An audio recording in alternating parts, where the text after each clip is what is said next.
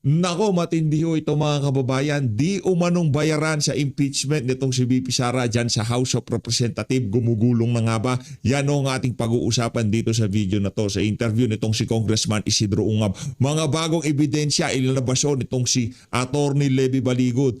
Mga Marines nagdi-deliver ng mali-maletang pera gamit ang helicopter nitong si Zaldico. Pero bago ho yan, isa like at subscribe. Masaya na ho tayo dyan. At sa mga gusto sumali sa ating community, yung join button nandyan lang ho sa baba. Tanggalin ho muna natin itong video nitong si Attorney Baligod at pasadaan ho natin na mabilisan ang ilinabas na larawan ng GMA News. Base ho kasi sa post ng GMA News, nakalagay ho dito, President Ferdinand Bongbong Marcos Jr. presided over the Uplift Committee meeting. Kaso meron nung malaking problema dito. Sa ating nakikita, okay naman ho itong si Bangag. Okay naman ho siya. Ayan ho, okay ho. Uplift Committee hearing ho yan. Ayan ho. Nandiyan si Recto, nandiyan si Sharon Garin, nandiyan si Rex Gatchalian, nandiyan si Marcos Jr. Ang problema ho natin dito mga kababayan, yung date. Anong nangyari dito? Paano naging Uplift Committee Paano naging Uplift Committee hearing to? Ang date dito, cabinet meeting, April 15, 2024. Linoloko tayo. Linoloko ho tayo. Nasaan na si Marcos Jr.? Ilabas nyo. Ipakita nyo si Bangag. Nasaan na si Marcos Jr.? Ipakita nyo siya. Base ho dito sa picture to yan nakikita nyo naman mga kababayan. Ano nangyari dito? Cabinet meeting. Base dito sa larawan na nandito, ito si Garin. Ganito na lang mga kababayan. Kasi binler nila yung petsa Di ba dito sa post ng GMA News, naka-blur. Kung pansin nyo, itong tao na to, teka. Hindi nyo makita. Teka. Yan. Kung nakikita nyo, itong tao na to, talagang makikita mo na linoloko nila sa bayan ng Pilipino. Itong tao na to, hindi naka-blur. Tapos itong naka-blur lang, itong petsa. Okay? Ang pwesto ni Sharon Garin, dito sa larawan, ayan, pakita ko sa inyo. Kamukahon itong picture ni Garin, nakuha noong April 15, 2024. Propose reduction or suspension excise tax on fuel. Ano ba to? Ba't iba yung petsa dito? Kaya pinagkakamalang pumlakda na tong si Bangag Ano nangyari dito? Ayan Siyang siya Pwede ba kayo maglabas ng bagong larawan? Kayo dyan sa Malacanang. Yung totoo. Huwag niyo lokohin ng sambayan ng Pilipino kasi base dito, nandito si Sharon Garin. Nandito tong nakatalikod na to, kamukha ho ng picture na nandito dito, ito na ho yung post ng GMA News Anong nangyari dito? Niloloko nyo kami. Nasaan na si Marcos Jr.? Ipakita nyo. Dahil hinahanap-hanap na siya ng sambayan ng Pilipino. At dahil dyan, ang tanong ho natin dito punta na ho tayo dito kay Attorney Levy Baligod. Ito na ho ba ang pambayad? Sa mga congressman dito sa impeachment na to, panuurin ho natin to. Nako, ito. Grabe naman yan. Mabigat mabigat. Ano ba laman yan? 50 million. Pera. Press mo lang yung Ang bigat ng maleta. Tagdalawang tao. So, hindi damit ang laman yan. Kasi kung damit laman yan, puno yan.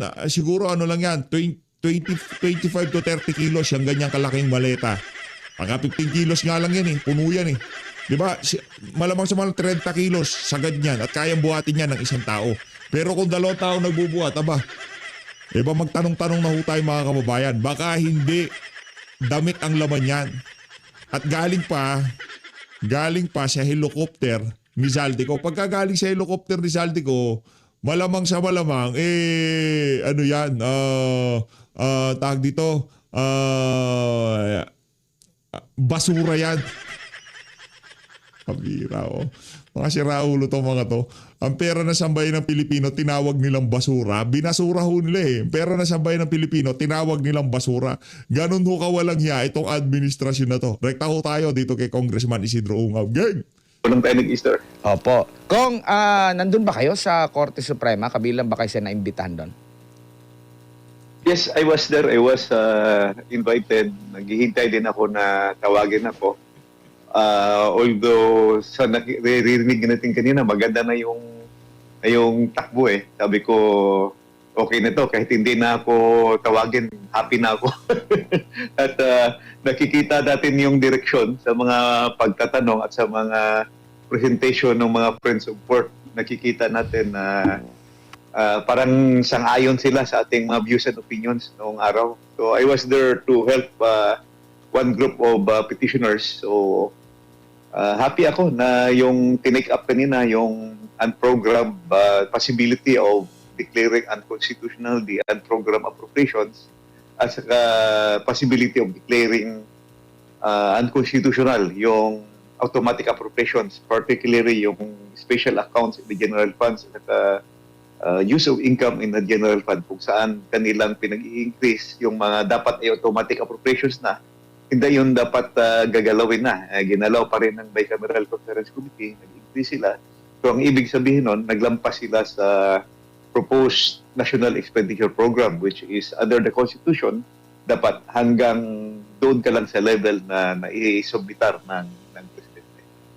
Opo, kumbaga doon po sa kasi ang binigyan pa ng ang mga maraming nagsalita doon ay yung mga abogado ng petitioner tapos yung mga bisita po no. Hindi lang po kayo na natawag, meron po yung dating budget secretary, dalawang dating budget secretary, di po ba? Tapos isang ekonomista. Ano yung nakikita niyo pong commonality doon sa kanilang pag-question dito po sa mga national budget po natin? Yung very common, yung una-una si former NEDA Secretary Solita Munsod, former DBM Secretary Ben Diokno, as well as former Secretary Abad at saka former Senator Frank Drilon. Yung pinakauna na gina-point nila is the budget is really based on the Philippine Development Plan. Yung lahat na sinusulat doon sa budget, yun yung nakasaad sa plano. So, yung ginagawa ng Kongreso na binabago yung budget, ang pinaka-gist doon, halos pare-pareho sila ng komentaryo, yung nilipat yung program appropriations o priority appropriation. Ang ibig sabihin nun, yung priority appropriations o program appropriations, yun yung pumasa na sa NEDA, pumasa na sa RDC, pumasa na sa DBCC, Development Budget Coordinating Committee, kaya siya nasama sa National Expenditure Program. Inilipat nung Congress, particularly sa BICAM, kasi hindi naman ginalaw sa House, hindi ginalaw sa Senate, doon na ginalaw nila sa Bicameral Conference. Yung sa Bicameral Conference Committee, yung na-mention mo kanina, ang laki-laki ng mga unprogrammed funds, no? Including the increases. So malaki yung increases, nilipat yung program appropriations doon sa unprogrammed. Yung naiwan na fiscal space, ang ibig sabihin yung na-vacuum o na-bakante na amount dahil nilipat nila yung program sa unprogrammed, ginawa nilang pinasok yung mga priority pet projects. Yun yung ibig sabihin ni former NEDA Secretary Solita Munsod at saka I think, I'm not sure kung si Sec Butchaban ba yun o si Sec Jokto na nagsabi na ang ginawa, this is the new form of pork barrel kasi pinalitan nila yung program appropriation ng mga pet projects nila na kagustuhan ng mga senador at congressman na wala naman doon siya sa Philippine Development Plan. Wala na sa plano. Hindi na dumaan sa NEDA, hindi na ito dumaan sa Development Budget or Budget Coordinating Committee. Sinisingit lang at saka napansin doon ang pinakamalaking singit sa program yung 2024 saka yung 2025 at saka na-mention mo kanina lumaki yung budget ng DPWH. Actually, hindi ko pa nasabi ito but if I will be given a chance to talk, hindi lang sa DPWH yung lumaki. Meron din silang singit doon sa DSWD, yung mga ayuda, AX Tupad. Meron din silang singit doon sa DOH, yung sa Department of Health, yung MAIT, yung Medical Assistance for Indigents. Yun yung mga malaking insertions na lumalabas na parang pork barrel. So, ang personal opinion ko kung meron mga insertions, dapat ngayon na nilabas kasi panahon ng krisis. Huwag naman doon sa panahon ng eleksyon, ng 2025, bumabaha yung ayuda at saka AIX, yung tupad for election purpose. Tapos ngayon, na dapat kailangan dahil krisis, ngayon dapat mag-release ng maraming amount. Opo. Naging malinaw po ba, Congressman, kung saan pumasok itong mga insertions, yung mga nasa unprogrammed na side? Doon pa ba sa paghimay ng ehekutibo? O dito na sa panig po ng legislative, lalo na sa BICAM? Kanina, lumalabas na sa BICAM talaga. Sa Bicameral Conference Committee, doon ginalaw yung program appropriations na inilipat sa unprogrammed. At saka na-mention nga nung ng mga amigos kanina na yung pinaka-importante dapat, yung pinaka-senior in terms of budgeting, yung pinaka-importante is the foreign assisted projects. Kasi yung foreign assisted projects, meron yung master plan, katakot-takot na evaluation yon. Meron pang evaluation din yung mga foreign lending agencies na dapat yun ang pinaka-priority. Saka yun yung tinatawag na big ticket projects. Yun yung mga malalaking proyekto kung saan makakatulong talaga sa ating ekonomiya. Yun yung mga nilipat nila doon. 2023, 24, 25.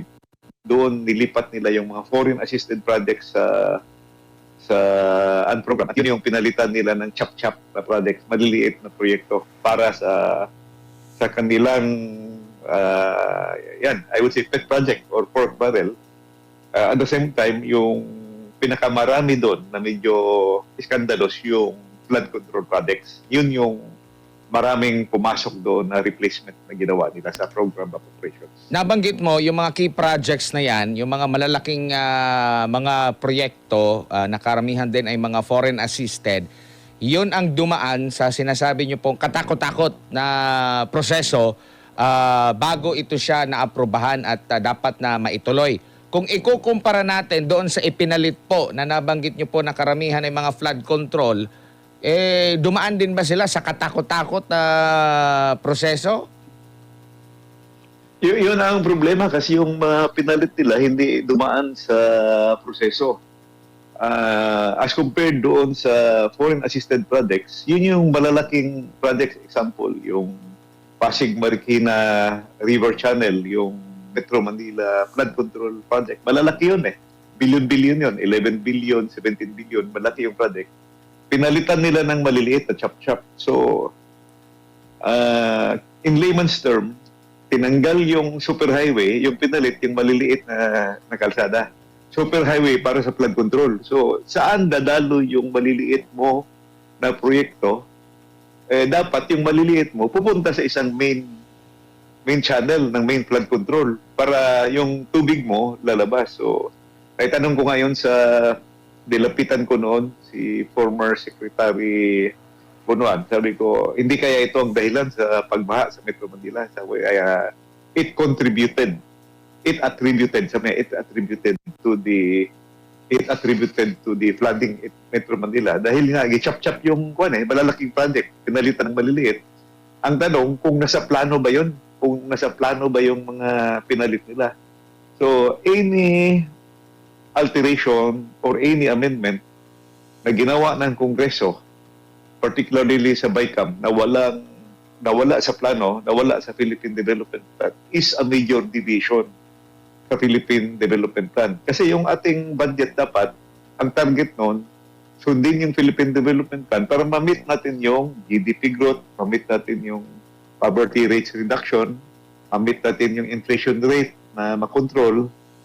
Madami tayong tinatawag na macroeconomic plans, macroeconomic assumptions, objectives, na alam natin hindi na-meet dahil hindi sinunod sa loob ng 3 taon yung project. So, Opo.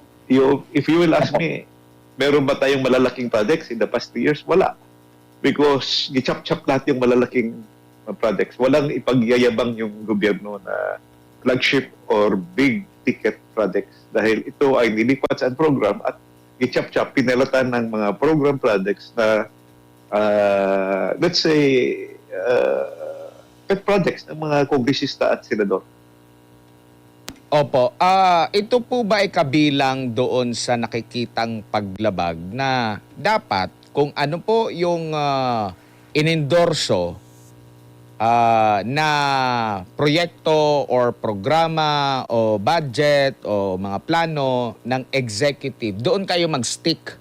Hindi pwede kayong gumawa ng sarili ninyong project at hindi rin pwedeng taasan yung budget na hinihiling ng executive.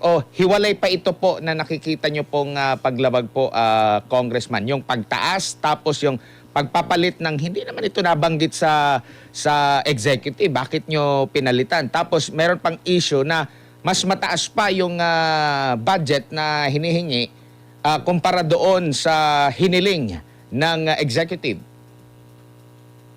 Yes, basically dalawa yung puntos mo na yes, na take up din yun doon.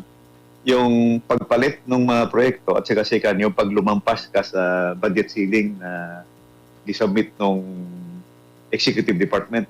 So yung unang tanong, kung magpapalit ka ng proyekto, actually, legally, constitutionally, yes, pwede yun kasi nasa power of the purse yun. However, pag ang pinalit po ng mga proyekto ay wala sa Philippine Development Plan, wala sa medium-term financial framework, medium-term plan, financial plan, ibig sabihin nun, you will be debating, lalayo ka sa plano. So, during my time noon, nung akong chairman ng appropriations, pumapayag ako noon, kinukonvince ko yung committee ko, pwede kayong magpalit provided nasa plano. Nasa plano yon ng Philippine Development Plan. Ang ibig sabihin, bumalik ka sa district engineer mo, bumalik ka sa regional director mo, bumalik ka sa NEDA or sa RDC. Kasi yung Regional Development Council, yun yung nagpa-finalize ng plano doon sa region, sa distrito. So kung wala sa plano, huwag mong ilagay kasi kung wala sa master plan, baka makabara lang yon sa yung flood control plan. Kung wala sa plano, baka yung kalsada mo maka-traffic lang. So dapat dadaan sa city planning or provincial planning yung kalsada na i-insert mo, na ilagay mo. So technically, yes, pwede kang magpalit pero dapat kasama sa plano. Pero kung ang ipalit doon na proyekto, wala sa plano, ay that is a major deviation. Lalayo ka at most likely ang effect doon, hindi mo tatamaan yung targets mo, growth rate, at saka lalaki ng lalaki yung budget deficit. Yung second issue, kung ang mga pinalit na proyekto is lalampas doon sa original proposal or original ceiling, bawal yun. Nasa Philippine Constitution yun that the Congress cannot increase. Ang word on is may not increase. Congress may not increase the proposal of the President or the Executive Department. So, yun yung ibig sabihin doon, yung computation sa unprogrammed fund, yun yung pinagdidibetehan kanina. Kasi the Soldian is claiming na hindi kasama sa computation yung automatic appropriations at saka yung unprogrammed funds. Ang contention naman ng mga petitioners kasama sa computation. The late Ed Salagman is saying that, which I personally agree, the Constitution did not distinguish between program or unprogrammed funds. Ang sinabi lang, total funds, hindi ka dapat lalampas. So, I hope that the Supreme Court will rule in favor of the petitioners na yung pag-increase mo ng unprogrammed funds, dapat counted yun and it should be included as an increase or I would say exceeding, no? Naglampas na yung approved budget na ginawa ng Kongreso dahil doon sa increase ng dahil sa inakyat nila yung budget more than what was proposed. Opo. Kong, halimbawa, may isa pong budget na naaprubahan na, no? So, obligado ba si gobyerno na maglabas ng pondo, unahin yung mga proyektong nakaprograma, yung mga tinatawag na program funds, at kailan naman po mapopondohan yung mga nasa kategorya po ng unprogram funds. Lagi naman po tayong deficit. Mas malaki po yung ating gastos kumpara doon sa nakokolekta o kinikita ng gobyerno. Ang standard po ba niyan? Unahin muna natin itong nakaprograma kasi ito yung talagang dumaan sa mga pagsusuri, naaprubahan, ni-request bago yung unprogram. Ano po ba yung tamang patakaran po dyan? Technically, dapat mauna talaga yung program funds, no? Kasi budget as release document na nga. Kaya lang, nung pinalitan nila ng mga panibagong mga proyekto, so I think meron yung mga conditions bago ma-release.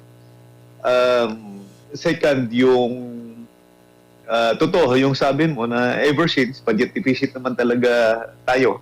It was only during the time of the late President Fidel Ramos na nakamit tayo ng targets at naglampas ng kunti. And 1 or year or 2 years, almost all through the years, budget deficit ang Pilipinas. So supposedly, ma-release lang yung unprogrammed funds pag meron kang new sources of fund or nag-exceed yung budget mo or sa foreign assisted projects, meron kang foreign loans. So, yun yung isa sa mga questions kanina that I hope the Supreme Court will also rule na dapat yung unahin pag-release yung program funds pero dapat nakafollow ka talaga doon kung ano yung budget proposal in accordance with the Philippine Development Plan. Opo. At saka yung pag-release sa program funds, I think kasama yun sa hinihingi ng mga petitioners na maklaro din yung policy doon ng Supreme Court. Opo. Dito po sa mga napag-uusapan natin ng mga malalaking proyekto, mga big ticket projects, sapat na po ba ang sinasabi ng konstitusyon? Sapat na po ba yung mga available na mga batas, kung meron man, na dapat unahin mo talaga yun, gawin mong priority talaga yun? Kasi lagi natin pong naririnig yan, huwag kayong mag-alala itong proyekto na ito kahit mag-iba man ang administrasyon, mapopondohan at mapopondohan pa rin ito, magpapatuloy pa rin ito, wala silang magagawa kundi pondohan ito, Kong. Well, I think yung priority flagship priority program projects, klaro yun sa konstitusyon na yun yung unahin. In fact, meron na rin tayong mga batas na nagsasabi, unahin din pagbayad yung mga loans natin. So, kasi yung mga malalaking loans, yun yung mga big ticket projects, yun yung may economic impact talaga kasi pinag-aralan talaga yan. Nasa development plan yan. So, dapat yun talaga ang unahin. At sana marule yun na mali yung ginawa ng Kongreso na inilipat yung mga big ticket projects, especially yung mga foreign assisted projects, nilipat doon sa unprogrammed appropriations. At saka yung pinakamali doon, yung pinalitan nila ng mga panibagong projects na wala sa plano. Yun yung sinasabi ni former Secretary Neda Solita Monson na there is a new form of pork barrel, which yung sinasabi na pinapalit doon sa program appropriations na in-export nila o nilipat doon sa program. Opo. Bago lang si partner ko rito, si Almar, no? Kanina, meron pong hiniling si Senior Associate Justice Leonen na mag-submit, no, for the next na oral argument. Ang parang next week ata hinihiling. Basta sinabi ni Senior Associate Justice Leonen na isubmit ninyo lahat ang SARO, hindi lang yung community, lahat talaga ng mga para sa mga pag-release ng budget. Gaano po kahalaga ito, sir, at makakatulong po ba ito na malaman talaga na kung ano man ang maaring mga paglabag na nagawa po, Congressman? Agree ako doon na ginawa ng Supreme Court na pinasubmit sa kanila yung individual releases, yung individual SARO. Unang-una, kung na-meet ba yung trigger, ang ibig sabihin, kung na-meet ba yung pag-release ng unprogrammed appropriation, kung ma-release lang siya, kung number one, kung mayroong excess funds Number 2, kung may new sources of funds. Kung number 3, kung merong new foreign loans to cover the releases, no? So, yun. Pangalawa, malalaman natin kung saan distrito o saang probinsya o saang region pumunta yung na-release na pondo. So, malalaman din doon kung sinong nag-request ng SARO. Kasi meron yung request ng department. So, it can reveal a lot of things. And I hope sa paglabas na yan, may pakita na yung detalye. Yun yung mga hinahanap namin noon pa na hindi pa nabigay sa amin doon sa mga request namin noon during budget hearings. Ito pala yung maganda noon pa na ipasubina pala congressman kaysa doon sa mga pinasusubina pala ngayon. Pero ang ano ko po is meron po ba sa batas na dapat maging available ito kahit sino man? Itong mga SARO na ito kasi di po ba ito may tuturing na public documents, dapat hindi pahirapan yung pag-access nito para bilang parte po ng transparency? Well, in a democracy, dapat transparent and accountable lahat, no? Ang tatadaka ako kung bakit pahirapan itong 2026 budget, humihingi ako yung hiningi ko, yung amount of releases ng unprogrammed funds. Ang tagal bago dumating, natapos na lang yung budget hearing bago pa lumabas. Saka yung nabigay sa akin, yung mga summary lang. Wala akong nakuhang detalye na katulad nung hinihingi ngayon ng Supreme Court. And I think they are obliged to provide that to the Supreme Court kasi mag-contempt sila pag hindi nila ibigay yun sa Supreme Court. Yes, Kong, magandang gabi. Si Almar po ito. Nabanggit niyo po kanina na kayo po ay happy sa naging takbo ng oral arguments dito nga po sa unprogrammed funds. Sa tingin po niyo, Kong, matatanggalan ng maskara na ngayon yung mga tunay na mastermind sa nangyayaring korupsyon ngayon dito sa ating bansa, Kong? Well, I cannot yet say na direksyon na yan. No? Yung importante lang muna, yung ma-declare yan na unconstitutional. Then yun yung second step. Pag ma-declare na yan na unconstitutional, the next step will be to study now the possible malversation, graft and corruption charges to those who perpetrated that, no? Kung sinong gumawa ng mga yan. So yung importante, yung first step muna, ito, ma-declare na unconstitutional yung ginawa doon sa budget. Kung yung mga pondo na nilipat para sa mga sinasabing malalaking proyekto tumutugma po ba yung amount or yung visible po ba yung mga proyekto na yun, Kong, ngayon? Yes, may listing naman nakalagay yung amount, no? Nakasulat naman doon sa itemized GAA. Ang problema lang, ang number one question is kung kasama ba ito sa original development plan. Sa Philippine Development Plan, programa ba ito ng DPWH? Ito ba ay nakasama doon sa kanilang master plan? Kung kalsada, hindi ba ito magkakapos ng traffic? Makakatulong ba ito sa traffic? Also kung sa flood control, makakatulong ba ito sa flood control? Hindi ba ito magkakabara? Kasi yung ginawa nila doon sa pareho, sa kalsada at saka sa flood control, yung malalaking project, tinanggal, nilipat doon sa program, yung pinasok, yung mga maliliit na, nakachap-chap na. So, I'm very sure hindi kasama yun sa development plan kasi hindi yun dumaan sa RDC, insertion na lang bigla, pinasok nila dito sa BICAM level.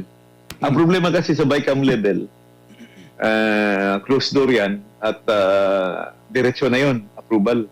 As compared kung dumaan yun sa debate, doon sa committee, dumaan sa debate sa plenary, dadaan pa yun sa House committee debate, dadaan pa yun sa House plenary debate, dadaan pa yun sa Senate committee debate at saka Senate plenary debate. Yung supposedly exception yung bicameral kasi theoretically, yung pag-usapan lang sa Bicameral Conference Committee, yun lang yung merong tinatawag na disagreeing provisions, yung hindi pareho. Sana pag if it's not included, if there's no disagreeing provision, kung pareho sila ng amount, dapat hindi na yun pag-usapan sa BICAM kasi pareho eh. Ang ginagawa, kahit pareho, binabago pa. So, it becomes a new chamber. So, I hope that with that, sana mai-ruling ng Supreme Court yun kasi as alleged, it could be an abuse of discretion. Kung marami sa ating mga kababayan ang dismayado sa 20th Congress dahil nga sa nangyayaring korupsyon, kayo po na nasa Kongreso po ngayon, kung maaari po ba natin mabigyan ng overview ang ating mga kababayan kung gaano kalawak or ilang masasabi nating ilang porsyento sa Kongreso yung masasabi nating nakinabang dito nga sa paglilipat nga ng pondo or anomalya, Kong? Sa totoo lang, marami kaming diskontento, lalo na yung mga congressman na nag-iisip para sa bayan. Kasi unang-una, bakit tayo hinalal, bakit tayo na-elect to bring the voices of people. At kung ano yung plano ng bayan, yun dapat ang susundin. Ang nangyari kasi, they were on their own. Puro kanya-kanyang sarili. In fact, very highly political itong nangyayari ngayon. Yung mga hindi kasama sa administrasyon, hindi sumusuporta sa majority. This is the second or third year kami na ako, taga Davao, zero kami doon. Wala kaming natatanggap na budget. Pareho sa hard at saka soft infra at saka yung mga assistance, no? Well, purpose is politicking talaga. Kita nyo naman yung lumalabas ang daming pundo, bumabaha last year para sa 2025 election. Ang daming ayuda, ang daming akap, ang daming tupad, ang daming infrastruktura. Pero ngayon na may crisis, na kailangan mo mag-release ng marami, tipid na tipid. So, baliktad eh. O, mas priority ba yung election? Mas priority ba ang politika kaysa crisis? Crisis is very, very important. That's why may iba lang tayo ng topic na dapat yung crisis ang unahin, huwag naman yung impeachment ni Vice President Sara Duterte. Yun eh. Kung nabanggit mo yung ayuda, may pera pa ba yung ating bansa considering na yun nga last year umuulan ng ayuda, ngayon na may crisis walang binibigay, Kong? Kung meron man, kakarampot lang. I would presume meron kasi meron nakasulat sa budget eh. Merong budget ang DSWD for ayuda, for AX. May budget naman tayo sa infrastruktura, may budget tayo for medical expenditures. Ang tanong lang diyan kung is the collections enough? Is the revenues enough? Kasi bababa nga yung bagsak yung ekonomiya. Even before the Iran war crisis, bagsak na yung ekonomiya natin. 4% na lang yung growth doon sa 2025 because of the flood control issue, graft and corruption issue. Lumalabas yung report na zero business confidence na ang Pilipinas at saka pabagsak na yung ating foreign investments, no? So pagpatakbo kasi ng ekonomiya, yung consumption or consumer spending, yung ating government spending, saka yung importante yung investments. Kulang tayo ng investments dito, so yung the best yung foreign investments. But with the scenario sa gulo ng buong mundo, you cannot expect foreign investments to come. Saka dahil mababa yung income ng gobyerno, mababa yung expenditure ngayon, and yung ating consumer spending, yung pinakamalaking nagbibigay ng tulong sa atin, yung ating mga OFW, yung mga remittances, so it's also affected. So, yun ang tanong. Kung dapat mangutang siguro ang gobyerno in order to release these funds because these are crisis time. Kailangan mong paikutin ang ekonomiya, kailangan mo mabigyan ng ayuda yung mga nangangailangan. Kung may mga nagsasabi na itong nangyayaring korupsyon ngayon dito sa ating bansa, ito yung pinakamalaki sa kasaysayan, yung mga sad to say, yung mga inihalal ng ating taong bayan ay yun yung nasasangkot ngayon sa korupsyon kasi nga walang takot, ano. At pagdating dito sa usapin ng death penalty, kung para dito sa mga korap, kayo po ba ay pabor po dito? Well, pabor ako lahat ng kung ano ang pinaka mabigat na parusa para sa mga corrupt officials. But I think we are a Christian country. Sa constitution natin, bawal yan. But kung pwede lang, firing squad na yung mga corrupt kasi nakikita natin yung mga lugar kung saan very strict yung laws on corruption, yung penalty like Vietnam, Hong Kong, Singapore, China, na kanila death penalty, wala talagang corruption, natatakot yung mga tao. Dito sa atin, halatang-halata na yung involved na yung mga top officials. Hanggang ngayon, wala pang nakukulong na big fish. The promise last year was before Christmas. May makukulong na, wala pa rin hanggang ngayon. Natatapos na lang yung ICI, wala pang nakulong. At saka hinihintay naman yung report ng ICI, wala pang binigay sa Congress. So nagbigay na daw doon sa Malacanang, pero doon sa Congress hindi kami nabigyan ng kopya. Congressman, si Admar po ito ulit. Doon po sa issue naman po ng blanco, kabilang ba yun sa matatalakay? Yung blanco na, no? Yung kabilang po ninyo sa inyo pong kino-question din sa Korte Suprema? Yun yung hinihintay namin. We hear that interested yung mga justices doon. Kaya lang hanggang ngayon, naghihintay kami na magpatawag ng oral arguments. And if you remember, yun yung pinakaunang lumabas Kasi January pa lang namin nilabas yun ni former President Duterte. President Duterte, ako, si Attorney Vic Rodriguez, si Attorney Delgra.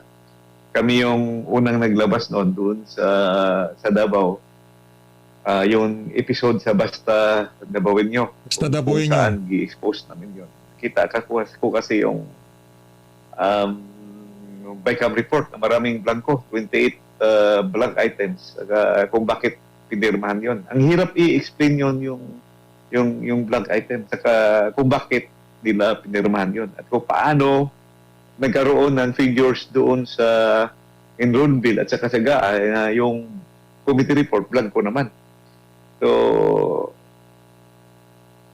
I hope that the Supreme Court will act on it. Ito yung nagkaroon ng hearing kanina, iba yun, ibang kaso. Yun yung sa unprogrammed appropriations at saka yung sa automatic appropriations. Yun yung napag-usapan kanina. Yung blank items, wala pa. Hindi pa napag-usapan. So, I hope and I pray na pagbigyan na ng pansin ng Supreme Court yung aming kaso na yun.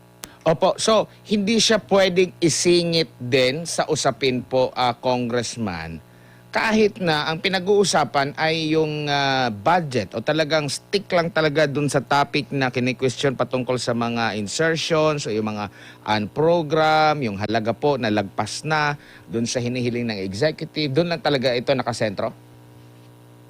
Doon pa nakasentro ito.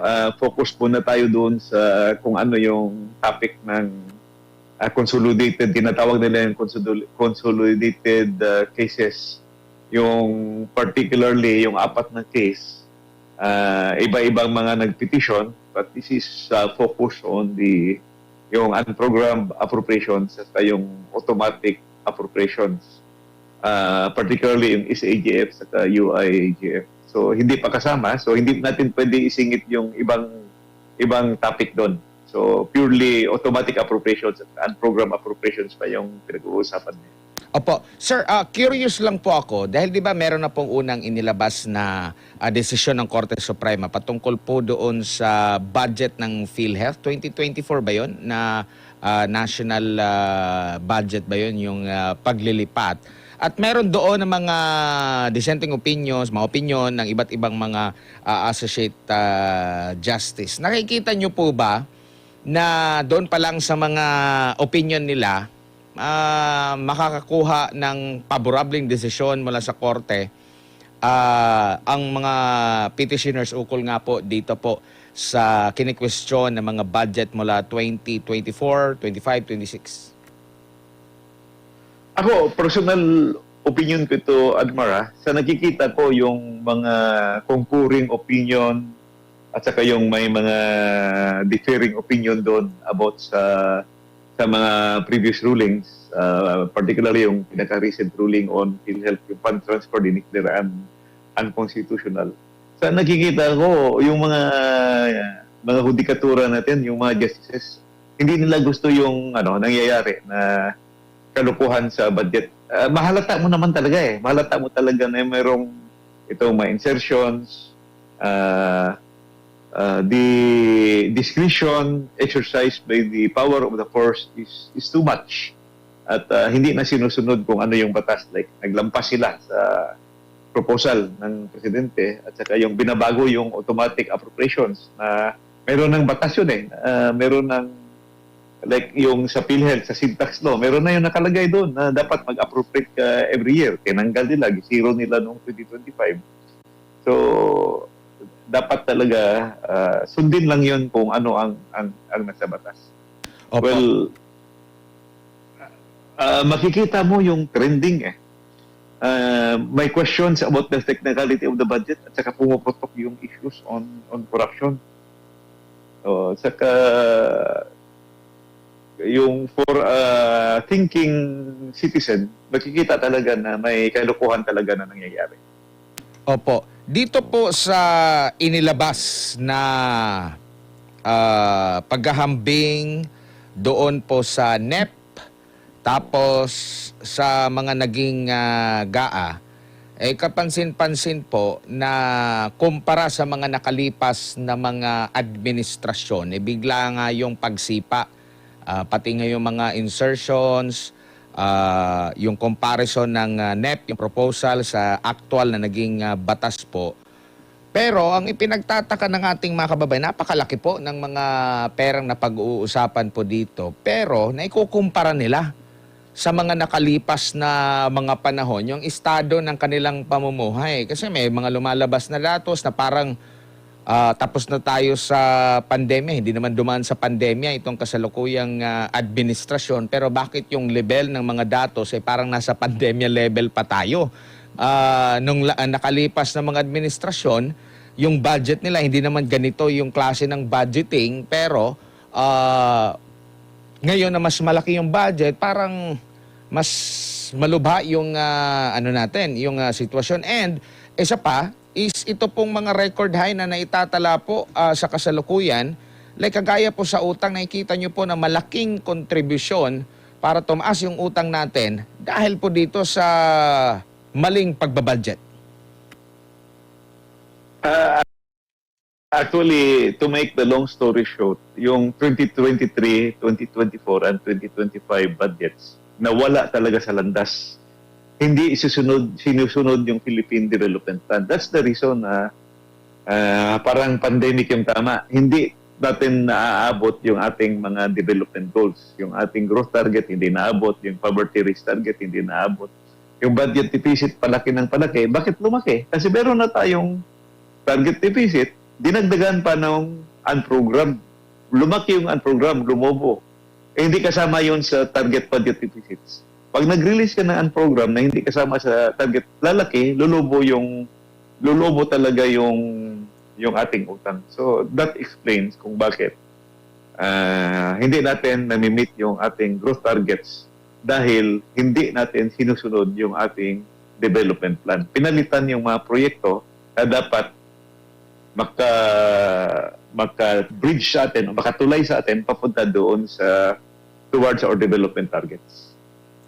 Opo, siguro bilang panghuli na lamang po, Congressman, ano na lang po yung aasahan pa ng ating mga kababayan or ano na lang po yung paalala, panawagan o mensahe niyo po sa ating mga kababayan sa gitna po ng isyong kinakaharap po ng ating bansa ngayon kasi meron ng krisis na abutan na tayo ng panibagong krisis po, no?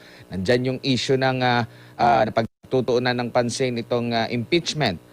Itong mas malaking pinag-uusapan pera kumpara doon sa akusasyon nila kay Vice President Sara. Well, gumawa na ng hakbang ang Korte Suprema. Pero still, ang punot dulo din po nito, yung pamumuhay ng ating mga kababayan po na apektado doon sa nababanggit niyo po na maling pagbabudget, na wala sa landas, na nadagdagan pa dito sa issue ng korupsyon, dito po sa krisis na kinakaharap ngayon. Congressman. Well, ang advice ko sa ating mga kababayan, be very observant. Bantayan natin yung ating gobyerno, lalong-lalo na yung mga gastos. Kasi para sa akin, ang dami nilang ginagawa para ma-divert yung attention sa tao sa tamang issues. The real issue na dapat bantayan yung corruption. So much corruption. Ang laki ng corruption. Dinadivert nila sa issue sa mga investigations sa impeachment. Ang totoong pinakamali, itong trillion peso flood control na hanggang ngayon wala pang nakukulong. Hanggang ngayon wala pang klaro na investigation na lumalabas. Preoccupied yung lower house sa ibang mga bagay-bagay. Na dapat naman sana, yung unahin natin, itong nakakatakot-takot na epekto nung graft and corruption, which really affected our 2025 growth rates. Yung first quarter ng 2024 apektado. Then, second, na double whammy tayo, natatamaan itong crisis sa Iran. So, I advise to our people to be more active in public affairs. Let us pray for more resilience, for more strength na ma-overcome natin ito. So, at sana magising naman yung ating mga policy makers na magtutok sa tamang problema. Hindi solusyon itong ginagawa na impeachment. Ayun. Congressman, dagang salamat sa imong oras o panahon, ining taknaa sa uulitin po. Ingat po kayo. Amping. Ngayon na nga mga kababayan, dito na una tatapusin ang ating reaction video. Maraming salamat. Mag-ingat po kayo lahat. Mahal natin ng Pilipinas.